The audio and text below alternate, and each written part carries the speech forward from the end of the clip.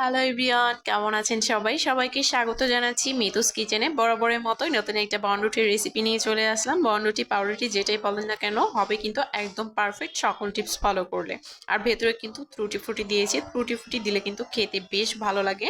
আর দেখেই বোঝা যাচ্ছে কতটা পারফেক্ট হয়েছে। সকল টিপস যদি ফলো করেন তাহলে কিন্তু আপনাদের এই রেসিপিটাও ঠিক এরকমই পারফেক্ট হবে। প্রথমে একটা বলে আমি দিয়ে দিচ্ছি 1.5 কাপ পরিমাণ ময়দা। আপনারা চাইলে কিন্তু এখানে 1 কাপ পরিমাণ ময়দা দিয়েও করতে পারবেন। আমি আজকে 1.5 কাপ দিয়ে বানাচ্ছি। তারপর এখানে আমি দিয়ে দেব গুঁড়া দুধ। গুঁড়া দুধটা দিলে কিন্তু বনরুটিটা খেতে ভীষণই ভালো লাগে। আমি এখানে 1 প্যাকেট গুঁড়া দুধ দিয়ে দিচ্ছি। ডানো ব্র্যান্ডের 10 টাকা প্যাকেটের 1 প্যাকেট গুঁড়া দুধ দিয়ে দিলাম। আর তারপর এখানে আমি দিয়ে দিব চিনি। চিনিটা কিন্তু দিতেই হবে, চিনিটা দিলেও কিন্তু খেতে বেশ ভালো লাগে। তবে চিনিটা যদি কেউ অ্যাভয়েড করতে চান তাহলে কিন্তু অ্যাভয়েড করতে পারেন। তবে চিনিটা দিলে কিন্তু স্টাও খুব তাড়াতাড়ি অ্যাক্টিভ হয়। এখানে আমি প্রায় 5 টেবিল চামচের মতো চিনি দিয়েছি। আর তারপর এখানে আমি দিয়ে দিলাম স্বাদ মতো লবণ। লবণের পরিমাণটা এখানে কিন্তু অনেকটাই অল্প দিতে হবে। তারপর এখানে আমি দিয়ে দিচ্ছি ডিম। ডিমের সাদা অংশটা এখানে আমি দিয়েছি, আর হলুদ অংশটা আমি রেখে দিয়েছি, পরে ওপর দিয়ে ব্রাশ করে দিব, এতে করে সুন্দর একটা কালার আসবে। এরপর আমি এখানে দিয়ে দিব উষ্ণ গরম জল। উষ্ণ গরম জল দিয়ে সফট একটা ডো এখান থেকে তৈরি করে নিতে হবে। নর্মাল পরোটার ডো থেকে কিন্তু এই ডোটা অনেক বেশি সফট হবে, হাতে কিন্তু লেগে লেগে আসবে। সেই পর্যায়ে কিন্তু তেল দিয়ে নিতে হবে। প্রথমে আমি অল্প অল্প করে জল দিয়ে ডোটা করে নিচ্ছি।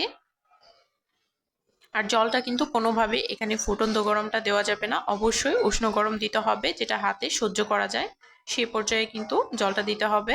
আর এই তো ডোটা কিন্তু অনেকটাই নরম হবে, আর এই পর্যায়ে কিন্তু হাতে অনেকটা লেগে আসবে। হাতে সামান্য পরিমাণ তেল দিয়ে কিন্তু ডোটাকে খুব ভালোভাবে মথে নিতে হবে, এতে করে কিন্তু রুটিটাও অনেক বেশি সফট হবে আর ডোটাও কিন্তু একদম হাতে লেগে যাবে না। এই তো হাতটা কিন্তু আমার ক্লিন হয়ে এসেছে। এখন এই ডোটাকে রেস্টে রেখে দিতে হবে 1 ঘন্টার জন্য। আর 1 ঘন্টা পরে কিন্তু ডোটা ফুলে একদম দ্বিগুণ হয়ে যাবে।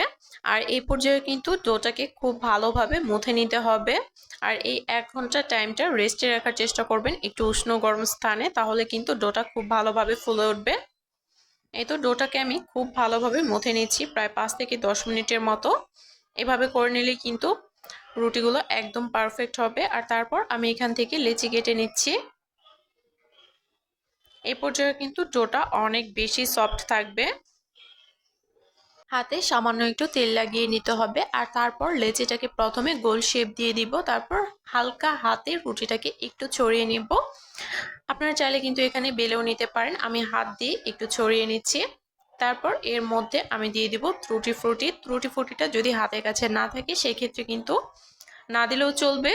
জাস্ট হাতে একটু তেল লাগিয়ে নিতে হবে যেন রুটির ভেতরটা তেল পায়, আর তেলটা দেওয়ার কারণে কিন্তু রুটিটা অনেক বেশি সফট হবে। এখানে তেলের পরিবর্তে কিন্তু বাটারও দেওয়া যাবে।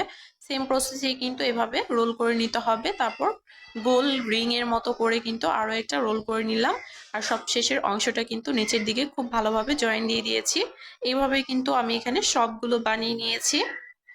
আর এখন এটাকে রেস্টে রেখে দিব প্রায় 30 মিনিটের জন্য। 30 মিনিট পরে কিন্তু এটা অনেকটাই ফুলে উঠবে। সেই পর্যায়ে আমি এখানে ডিমের কুসুমটা খুব ভালোভাবে ব্রাশ করে দিব সবগুলো রুটিতেই, এতে করে কিন্তু ওপরে খুব সুন্দর একটা কালার আসবে, ওভেনের মতো দেখতে কিন্তু অনেকটাই সুন্দর লাগবে। আর তারপরে কিন্তু এটাকে বেক করে নিতে হবে। আমি আগে থেকেই চুলায় একটা প্যান প্রিহিট করে নিব প্রায় 10 মিনিটের মতো মিডিয়াম হিটে, অথবা 5 মিনিটের মতো নিলেও কিন্তু চলবে।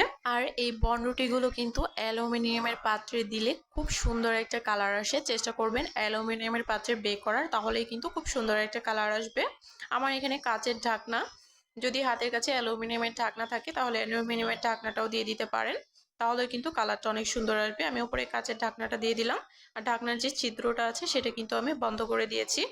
চুলার আঁচটা একদম লো হিটে রেখে এটাকে আমি বেক করে নিয়েছি 50 মিনিটের মতো। আর 50 মিনিট পর কিন্তু রুটিগুলো একদম রেডি হয়ে গেছে। দেখতে পাচ্ছেন কতটা সুন্দর হয়েছে, রুটিগুলো ফুলে কিন্তু একদম দ্বিগুণ হয়ে গেছে। আর প্রত্যেকটা রুটি কিন্তু একদম পারফেক্ট হয়েছে। এই রুটিগুলো খেতে কিন্তু অসম্ভব মজাদার।